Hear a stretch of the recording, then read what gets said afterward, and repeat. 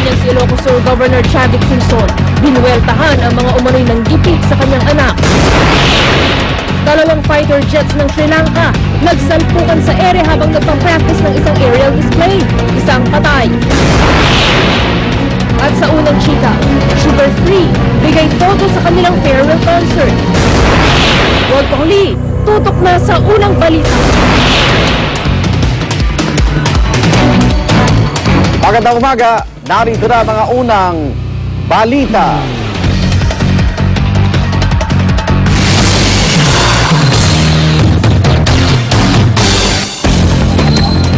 Pagpapatuloy kay araw ang pagdinig ng House Committee on Justice sa impeachment complaint laban kay Ombudsman Merceditas Gutierrez. Yan ay matapos po ideklara ng komite na may sapat na basehan o sufficient grounds ang dalawang reklamo laban sa Ombudsman. Narito ang report ni Jamie Santos. Those who are in favor, please stand up.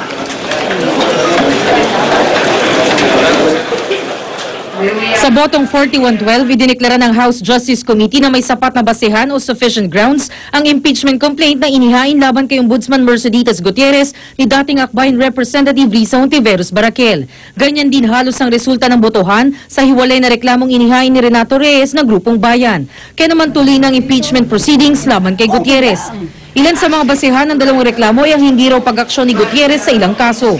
Tulad ng naunsyaming NBNZTE deal, ang 1 milyong pisong hapunan ng Presidential Party sa LaSurc sa New York noong 2009, fertilizer fund scam, Euro Generals controversy at Mega Pacific deal, mga kontrobersyang nasaksihan ng panahon ni dating Pangulong Gloria Arroyo. Hindi dumalo sa pagdinig si Gutierrez at wala ring formal na sagot sa mga reklamo sa kanya. Kaya automatic nang ipapasok ng komite ang general denial of everything bilang sagot niya sa mga reklamo. Pero sa media, todo paliwanag si Gutierrez. Hindi raw siya pabayang ombudsman dahil magit 70% ng mga kasong hawak nila ang nauwi sa conviction. Git niya, bahagi lang daw ito ng malaking umanong plano para matanggal siya sa pwesto. And I will face them anytime, anywhere after the finality of the decision of the Supreme Court. Anytime, anywhere. Kahit sa Plaza Miranda, I will defend myself. At least po ngayong umabot tayo sa ganitong historic na hakbang. Ngayon lang may umabot na impeachment complaint sa sufficiency of the grounds. Talagang namumuo yung pakiramdam ko na may fighting chance ang aming impeachment complaint. Para sa unang balita, Jamie Santos reporting. Ombudsman Merceditas Gutierrez nanindigang tatapusin ang kanyang termino. Sa gitna ng desisyon ng Kamara na ituloy ang impeachment proceedings laban sa kanya. Wala raw siyang dapat ikatakot dahil malinis ang kanyang konsensya. Narito ang report.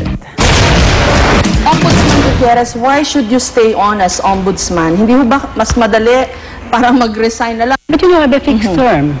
My term is up to November 2012. Just because the administration does not like you, then you resign and then you go. And you know that the accusations against you are not, have no basis. Ganun na lang ba? Pag kami na kursunadahan, opisyal ng gobyerno, tatameme na lang?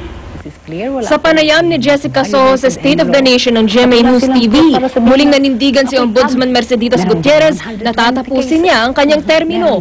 Yan ay sa kabila ng desisyon ng Kamara na ituloy ang impeachment proceedings laban sa kanya. Gate ni Gutierrez, minamadali raw ng Kamara ang pagdinig sa impeachment complaint laban sa kanya, gayong naghain siya ng motion for reconsideration sa Korte Suprema. Wala raw balak sumipot si Gutierrez sa pagdinig sa Huwebes, pero paglilinaw niya, hindi ako natatakot na humarap sa ating mga mambabatas dahil wala akong ginawang masama sa bayan. Sinagot din ni Gutierrez ang ilang akusasyong ibinabato sa kanya. Close daw po kasi kayo sa pamilya Arroyo, and the allegation is dahil doon, inupuan nyo o tinulugan pa yung mga kaso laban sa kanila.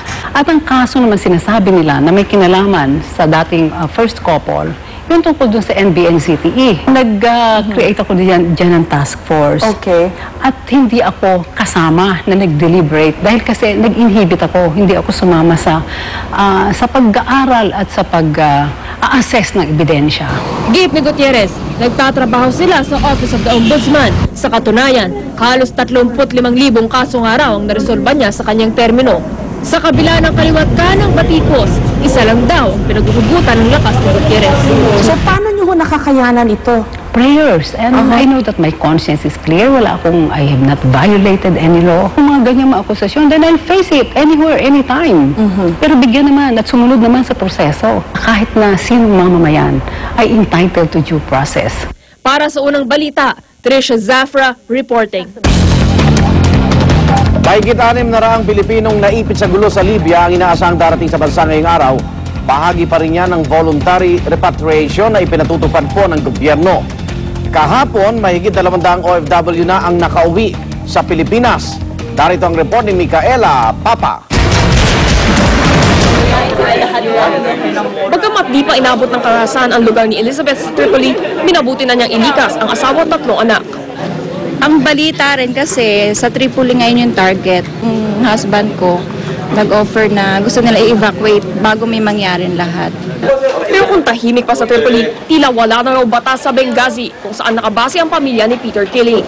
Pagdating na ng dilim yun, doon na sila nagsisimulang ikot ng ikot, tsaka paputok. Pinasok yung bahay namin eh. Tapos may mga itak. Nakaswerte lang daw silang makaalis ng Libya sakay ng British naval ship na nagdala sa kanila sa Malta.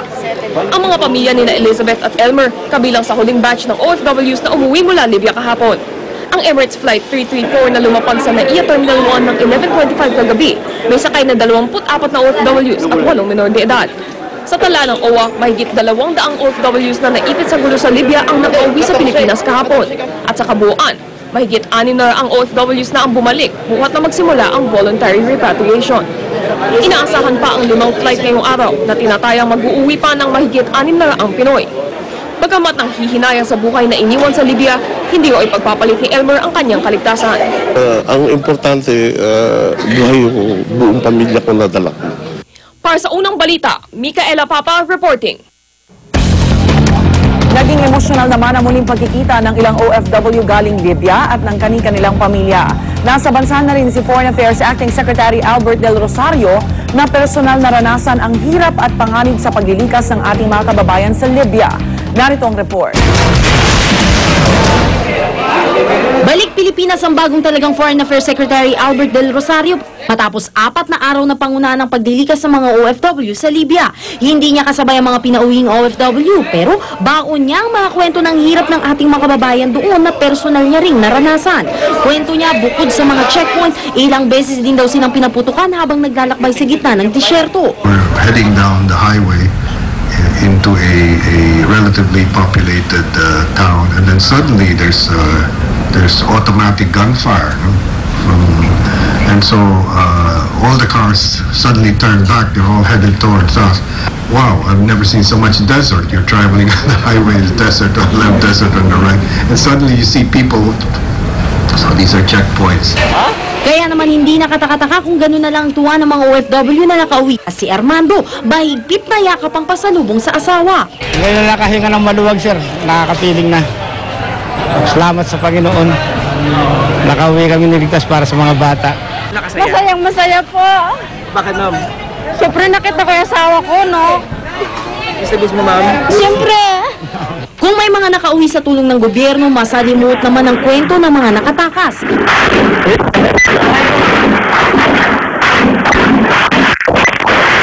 Si Angelo, di niya tunay na pangalan, nakunan sa kanyang cellphone ng gulo sa pinagtatrabahuan niyang hotel. Yung gabi na yun, masyadong worse, nakakatakot na hindi mo alam kung saan manggagaling ang bala. Na hindi mo alam kung huling buhay mo na yun itong gabi na to. Sinubukan niyang sumadya sa ating embahada sa Tripoli para sa kanyang kaligtasan. Pero bumalik din daw siya sa hotel. Walang food, walang tubig na binibigay ang OWA. Walang shelter na maayos. Sobrang lamig ang panahon sa Libya. Walang binigay na kumot. May binigay na pum pero manipis. Tapos yung place overcrowded para sa mga nag-i-evacuate. Mismo mga employer daw ni